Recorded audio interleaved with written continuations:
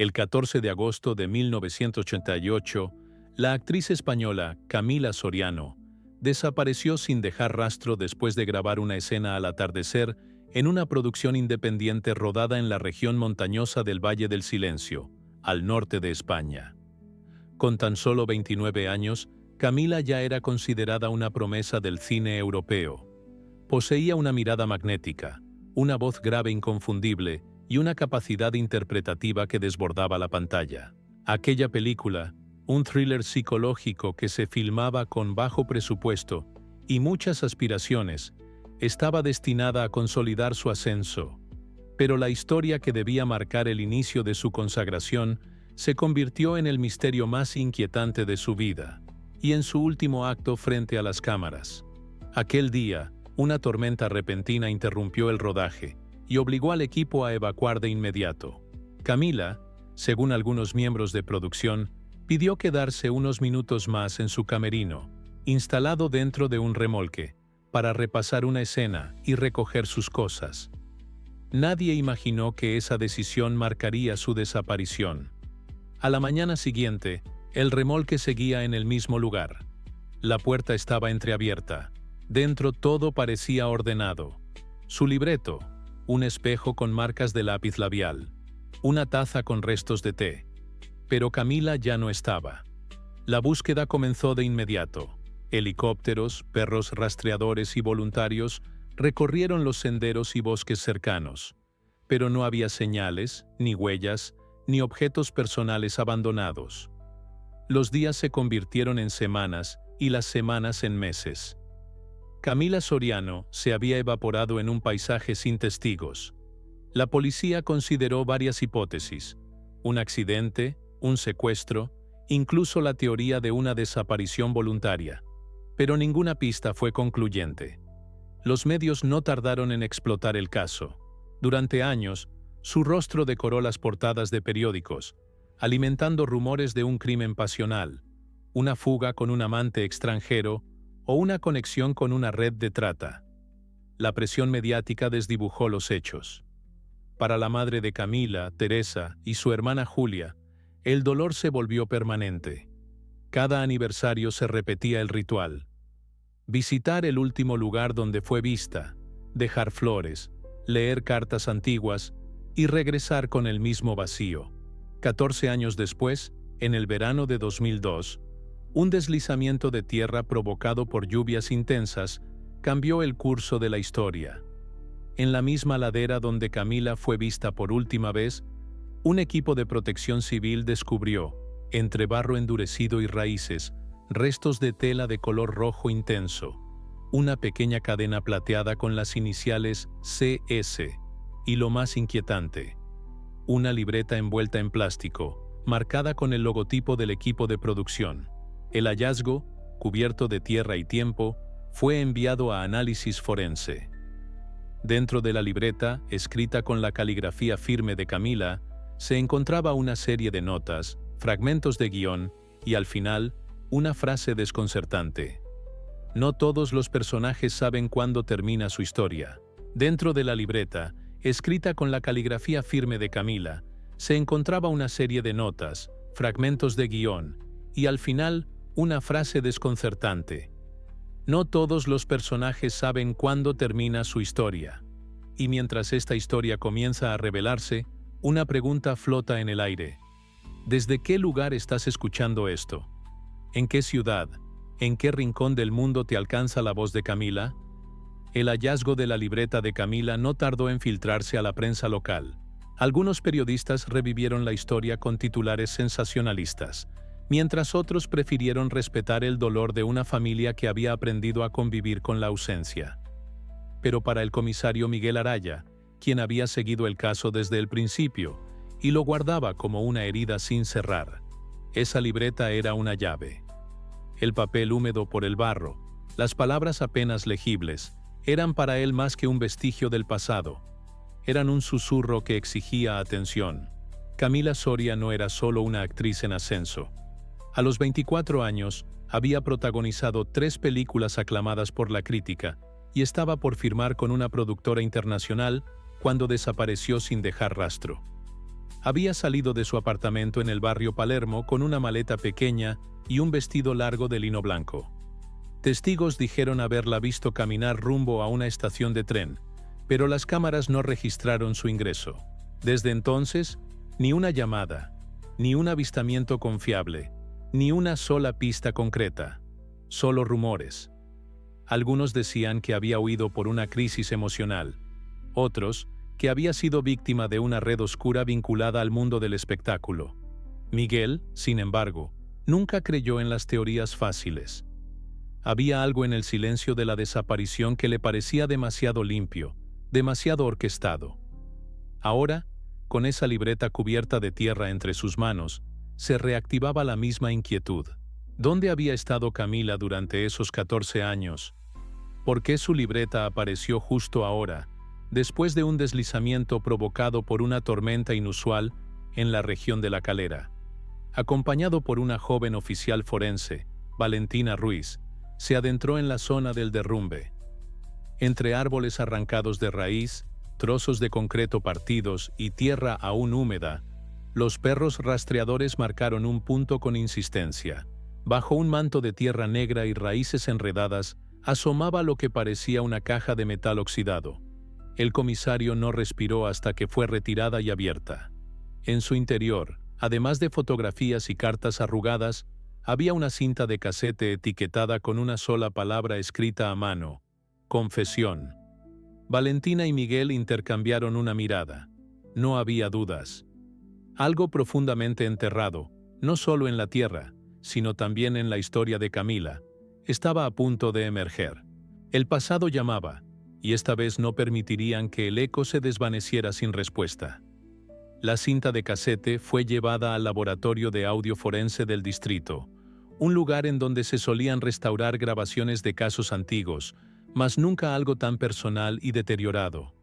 El material estaba casi destruido por la humedad y el paso del tiempo, pero después de horas de trabajo minucioso, lograron rescatar la mayor parte del contenido. Lo que escucharon estremeció al equipo entero. Una voz femenina, temblorosa y contenida, se presentó con una claridad inquietante. Mi nombre es Camila Soria. Si alguien está escuchando esto, probablemente ya estoy muerta.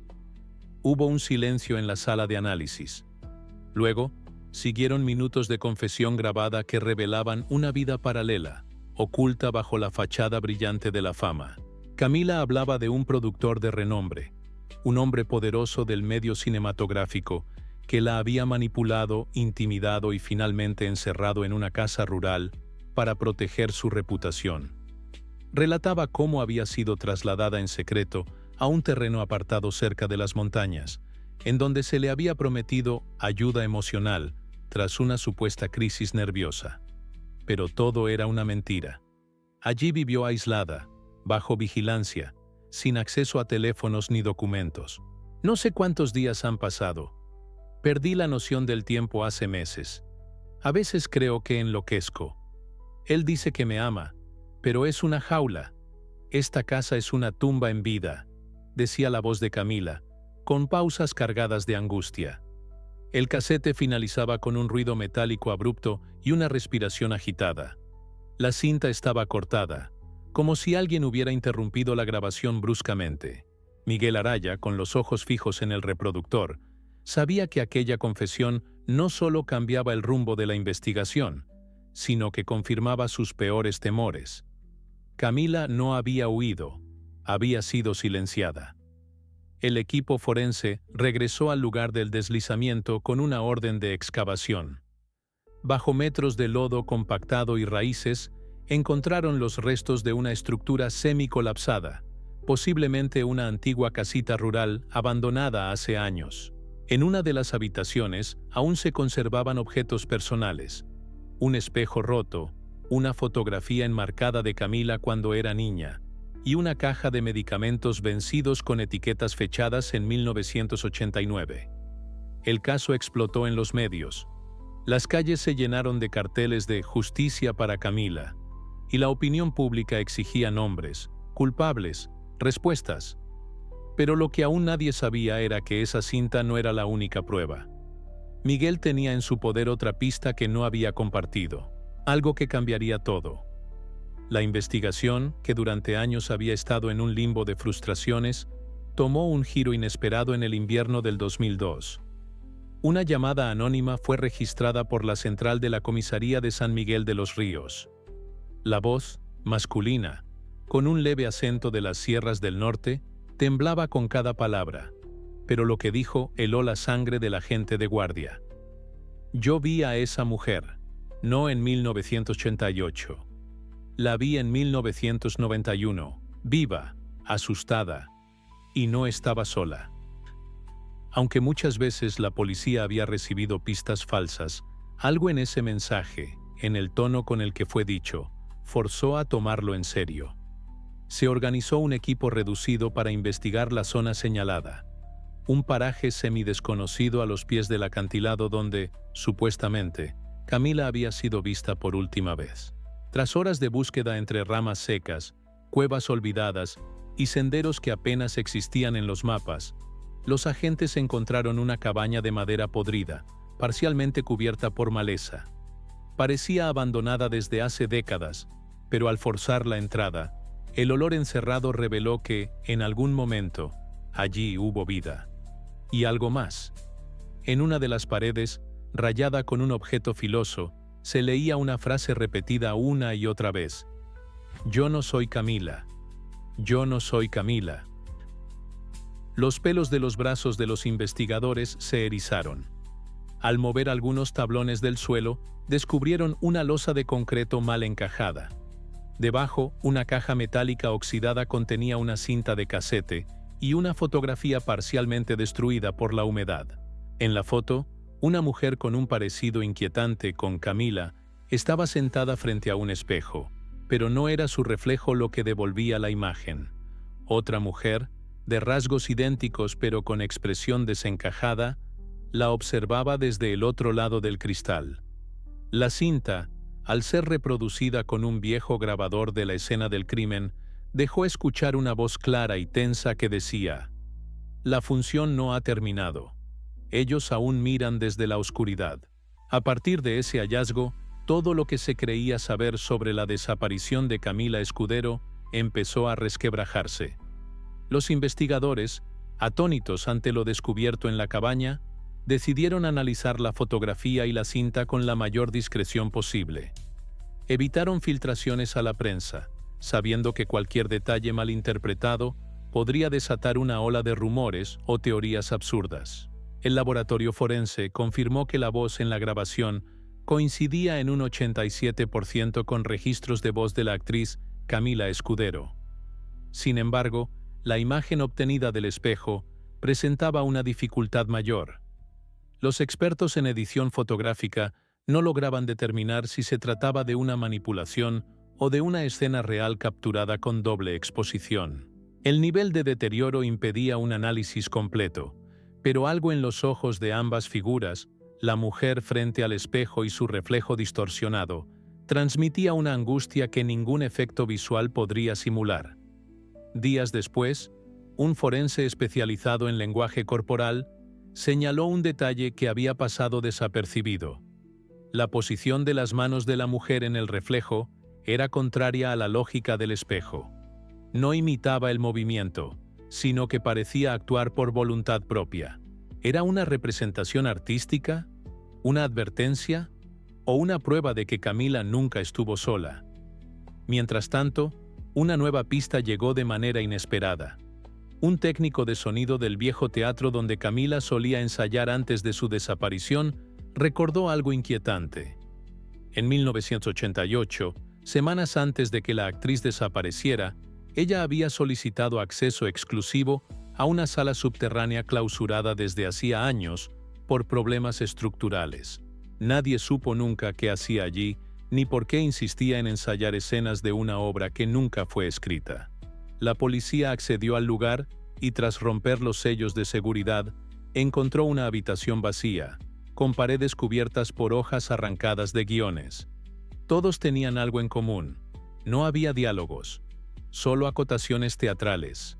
Frases como «la figura aparece al fondo» ella ya no controla su sombra, o no debe hablar antes del aplauso final. Fue allí donde hallaron otro casete, etiquetado como Acto Terceu. Al reproducirlo, la misma voz de la cinta anterior volvió a sonar, pero esta vez con un tono tembloroso. Si están oyendo esto, entonces ya es tarde. Yo acepté el papel. Nadie me obligó, pero no sabía lo que implicaba. La frase se cortó abruptamente, como si alguien hubiera detenido la grabación desde el otro lado de la cinta. El hallazgo de la cinta y la fotografía trajo consigo una serie de preguntas que la policía no estaba preparada para responder. El comisario Miguel Araya, quien había seguido el caso desde el principio, se sumergió aún más en la investigación. Lo que parecía un simple caso de desaparición había tomado tintes mucho más oscuros. La cinta contenía fragmentos de una conversación en la que la voz de Camila era claramente audible, pero en un tono completamente distinto al que se había oído anteriormente. «La luz no entra aquí», repetía, mientras una segunda voz, más baja y gutural, murmuraba algo ininteligible. Al intentar reproducir la grabación de nuevo, el sonido se distorsionaba cada vez más, hasta que solo quedaban ecos de lo que parecía ser una conversación entre dos personas, atrapadas en la misma oscuridad. Fue entonces cuando, después de consultar con expertos en grabaciones antiguas, se descubrió que la segunda voz en la cinta era casi idéntica a la de una mujer que había sido reportada como desaparecida en 1985, Sofía Valdés, una exactriz que había trabajado con Camila en sus primeros días de carrera. Sofía, al igual que Camila, desapareció de manera inexplicable después de un rodaje, y hasta el momento no se había encontrado ninguna pista sobre su paradero. Los rastros de Sofía fueron borrados de los registros y su caso fue archivado como una desaparición sin resolver. Sin embargo, los nuevos descubrimientos arrojaron una posibilidad aterradora. Sofía no solo había estado involucrada en el misterio de Camila, sino que tal vez la respuesta al destino de ambas estaba más cerca de lo que nadie había imaginado. Decidido a encontrar respuestas, Miguel organizó una nueva búsqueda en las zonas aledañas al lugar del hallazgo. No solo se trataba de encontrar más pruebas sobre Camila, sino de entender por qué había sido relacionada con la desaparición de Sofía. En una nueva inspección al área, encontraron más restos de objetos pertenecientes a Camila y Sofía. Una bufanda roja, un sombrero antiguo y, lo más inquietante, una serie de cartas fechadas en 1985, que hablaban sobre una alianza secreta entre las dos actrices, formada en torno a una serie de proyectos no oficiales que involucraban un productor de cine cuyos antecedentes estaban lejos de ser claros. La investigación estaba tomando un giro siniestro, y con cada pista que salía a la luz, más se revelaba la conexión entre los mundos de las dos mujeres. Camila había sido la clave para desentrañar un laberinto de secretos olvidados. Pero la verdadera pregunta era, ¿cuál era la naturaleza de esa alianza secreta y qué significaba para la vida de Camila? Con el paso de los días, la presión sobre Miguel Araya y su equipo aumentaba. La información que habían descubierto sobre la conexión entre Camila y Sofía era demasiado importante como para ser ignorada. Mientras tanto, las autoridades se dividían entre el caso de las desapariciones y el descubrimiento de las cartas. Pero había algo más que Miguel no podía dejar de pensar. Las cartas mencionaban un lugar específico, un viejo teatro de la ciudad que había sido demolido hacía años. La relación con este teatro no era clara, pero los documentos que Miguel había encontrado contenían referencias a una serie de eventos que no coincidían con las versiones oficiales del caso. Decidió investigar ese lugar con más profundidad. El teatro había sido uno de los escenarios más populares de la ciudad en la década de los 80, y se decía que era un centro de reuniones secretas para figuras de la industria cinematográfica y la alta sociedad. Algunos rumores hablaban de un club privado, donde las celebridades podían llevar vidas paralelas sin ser vistas por el ojo público.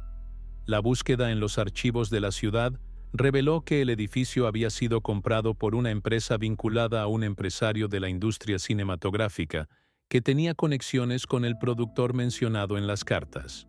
Este hombre, que había trabajado con Camila y Sofía en sus primeros años de carrera, ahora era un hombre poderoso, conocido en el ámbito empresarial por sus oscuros tratos y su relación con figuras políticas corruptas. Lo que Miguel no sabía era que el teatro todavía tenía algo que ofrecer. En una búsqueda realizada en el antiguo terreno, donde ya no quedaba más que un montón de escombros, encontraron una sala secreta bajo lo que había sido el escenario principal. Esta sala estaba intacta, preservada bajo una capa de escombros y tierra, como si hubiera sido sellada intencionalmente. La puerta estaba cerrada, pero cuando la abrieron, el olor a humedad y a polvo era insoportable. Lo que encontraron dentro no era solo un vestigio del pasado, sino algo mucho más escalofriante. Entre los papeles y objetos desordenados, había una grabación de vídeo, en la que dos figuras familiares se veían claramente: Camila y Sofía, conversando de manera animada frente a una cámara. La escena era extraña, ya que ambas mujeres, que hasta ese momento se pensaba que habían sido víctimas de circunstancias aisladas, se mostraban cómodas, relajadas y con un aura de complicidad. La grabación parecía una simple grabación personal entre dos amigas, pero las palabras que dijeron fueron todo menos casuales. Habían discutido un acuerdo, un plan que, según ellas, cambiaría sus vidas para siempre. Las palabras claves que mencionaron estaban relacionadas con un acuerdo con la productora de cine del empresario, que involucraba una oferta especial que las dos aceptaron para proteger su futuro en la industria. Sin embargo, lo que esa oferta realmente significaba se desvelaría en los próximos días. La grabación, aunque inquietante, era solo el comienzo de lo que Miguel sospechaba que sería una verdad mucho más profunda y oscura. El hallazgo en la sala secreta había revelado la existencia de un vínculo entre Camila y Sofía que iba mucho más allá de lo que cualquier investigación previa había planteado. Las dos actrices no solo habían sido víctimas del sistema, sino que al parecer habían estado involucradas en una trama secreta de control y manipulación en el mundo del cine. Lo que Miguel y su equipo ahora entendían era que Camila y Sofía nunca desaparecieron por accidente, sino que se habían visto atrapadas en un juego de poder, donde los altos mandos del cine europeo eran los jugadores principales. Con esta nueva evidencia, Miguel sintió la necesidad de buscar más información sobre la productora con la que ambas habían estado asociadas. Después de meses de investigación y contactos con antiguos empleados de la productora, finalmente consiguió acceso a los registros privados de la empresa. Lo que encontró allí le heló la sangre. Había contratos que mostraban la implicación de las actrices en proyectos que nunca fueron anunciados, con acuerdos secretos que no solo incluían compensaciones económicas, sino también garantías de protección a cambio de un favor que nunca se había especificado. Pero lo más perturbador fue lo que apareció en los registros más recientes.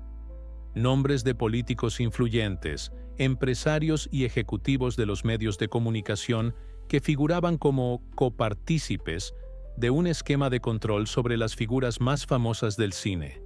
El secreto detrás de la desaparición de Camila y Sofía comenzaba a desvelarse, y la conspiración parecía más grande de lo que Miguel había imaginado. Sin embargo, había algo que no podía ignorar. Los documentos también mencionaban a un tercer nombre. Era un actor que había trabajado con las dos mujeres en sus primeras películas y cuyo paradero, al igual que el de Camila y Sofía, había permanecido un misterio durante años. Este actor había desaparecido bajo circunstancias similares y había rumores persistentes de que él, junto con las dos actrices, formaba parte de una red mucho más extensa que controlaba los destinos de las figuras más prominentes del cine. Con esta nueva información, Miguel estaba más decidido que nunca a descubrir la verdad completa. Ya no se trataba solo de encontrar a Camila o Sofía, sino de destapar una red de poder que había operado en las sombras durante décadas. La historia, que había sido archivada como una simple desaparición, se estaba convirtiendo en un caso mucho más grande y peligroso. La nueva evidencia que Miguel había recolectado lo llevó a una conclusión escalofriante. Las desapariciones de Camila, Sofía y el actor desconocido no fueron coincidencias. El patrón que emergía de las pruebas era claro. Cada una de estas figuras había sido absorbida por un sistema opresivo en el que las decisiones sobre sus vidas estaban fuera de su control. Mientras investigaba más a fondo, Miguel descubrió que la productora no solo había estado detrás de la manipulación de las actrices, sino que también operaba un sistema de control sobre otros artistas, bajo la fachada de una industria que promovía el talento pero que, en realidad, tenía sus propias reglas de juego. Desesperado por obtener más respuestas, Miguel decidió confrontar a uno de los ex ejecutivos de la productora que, según los archivos, había estado involucrado en la gestión de las actrices. El hombre, un veterano del cine, había desaparecido de la vida pública tras la caída de la productora en los años 90, pero, después de algunas semanas de investigación, Miguel logró rastrear su paradero. Lo encontró en un pequeño pueblo costero, alejado de la vida pública y viviendo en el anonimato.